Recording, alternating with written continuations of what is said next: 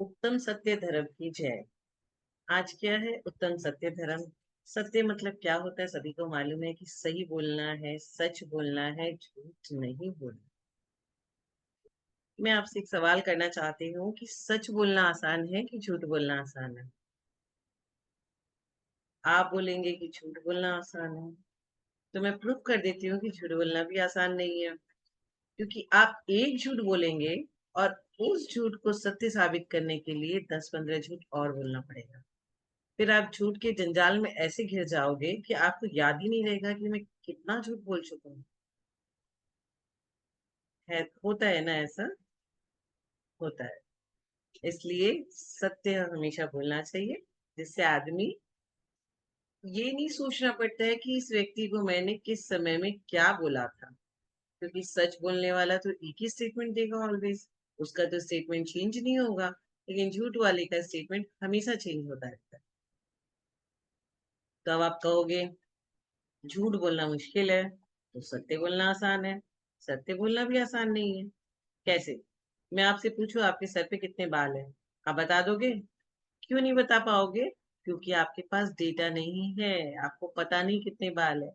सत्य आप बोल नहीं सकते और झूठ आप बोलना नहीं चाहते, तो आप करोगे क्या? सत्य बोलने के लिए भी बहुत सारी वर्किंग की जरूरत होती है, बहुत सारा नॉलेज की जरूरत होती है। तभी जाकर के कोई आदमी सच सच सब कुछ बोल सकता है। आपको जीवन में सत्य बोलना है, झूठ नहीं बोलना है। झूठ की क्या क्या रिperकशन होती है, छोटा सा एग्जाम्पल देके आपको समझाती हूँ मैं। एक राजा था अयोध्या में। राजा और रानी के एक पुत्र था। पुत्र का नाम था वसु। अब पुत्र थोड़ा बड़ा हो रहा था, तो राजा रानी ने डिसाइड किया, चलो हम वसु को गुरुजी के हवाले कर देते हैं और इसकी विद्या शिक्षा स्टार्ट कर देते हैं। तो उन्होंने क्षीर कदम नाम के एक ब्राह्मण को बुलाया और उनके पास अपने पुत्र को शिक्षा दीक्षा के लिए भेज दिया। राजकुमार को लेकर के ब्राह्मण अपने घर पहुंचे।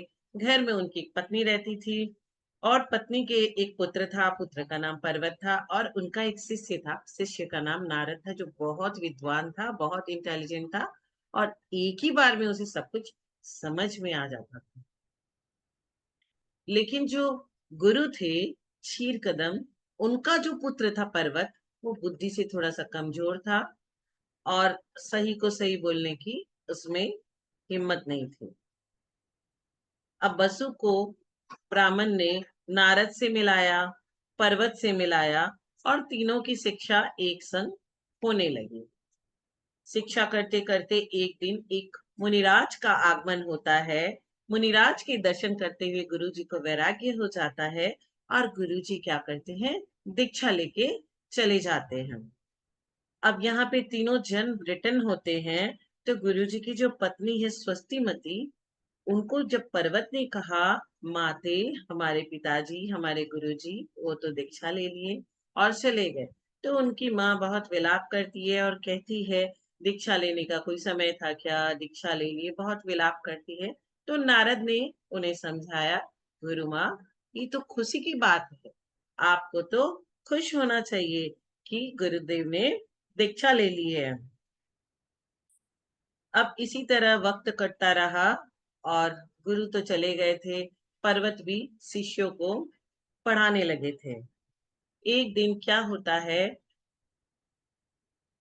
जो वसु का पापा है, वसु के पापा जो राजा है, उनको भी वैराग्य उत्पन्न हो जाता है और वो क्या करते हैं, वैराग्य उत्पन्न होकर के संयम के मार्ग पे चले जाते हैं और सारा राजपाट वसु को दे देते हैं। अब वसु राजा बन गए और पर्वत कुछ लोगों को पढ़ाने लगा था। अब क्या होता है, एक दिन नारद पर्वत के पास पहुंचते हैं।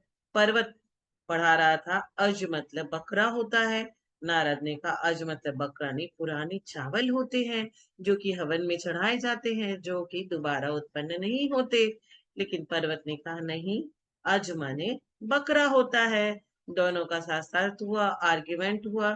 फिर बोले अब क्या करें, तो बोले ठीक है, कल हम लोग राजा बसु के पास जाएंगे और राजा जी जो निर्णय देंगे वही मान्य होगा।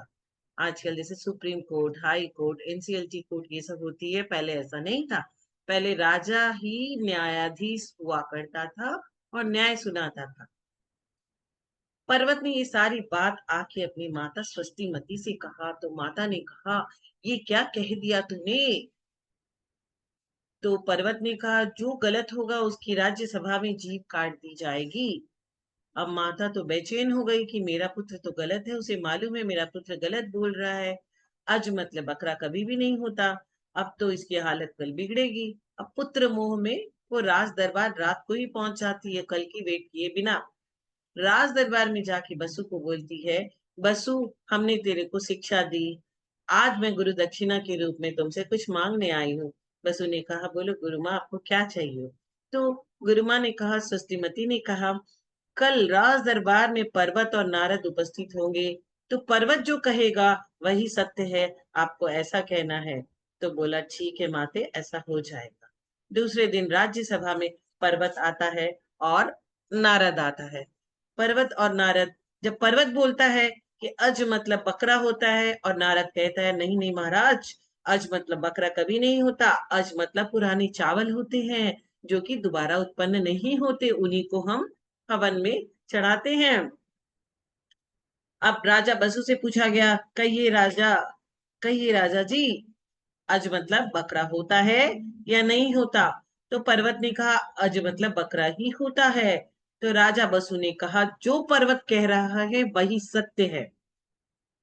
राजा बसु के ये स्टेटमेंट देते ही आंधी तूफान चलायमान सब कुछ हो गया वहां पे, और राजा का सिंहासन धस गया। सिंहासन धस करके नीचे चला गया, क्योंकि उसने असत्य कहा था, असत्य का पक्ष लिया था।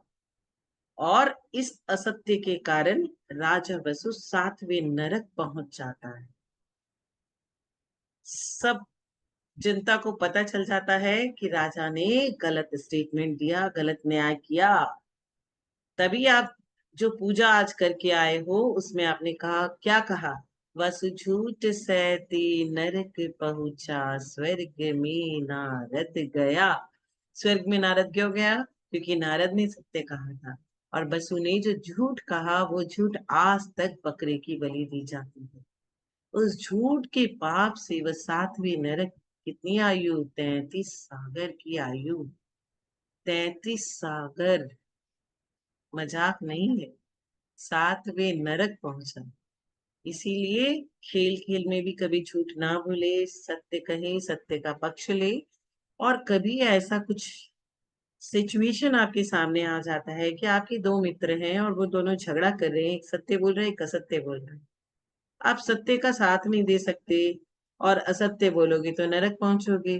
तो ऐसा कभी सिचुएशन आ जाता है, सत्य बोलने की हिम्मत नहीं है तो मौन ले लीजिए, लेकिन असत्य कभी मत बोलिए, और असत्य का पक्ष भी कभी मत लीजिए। सभी को सादर जय जिनेन्द्र।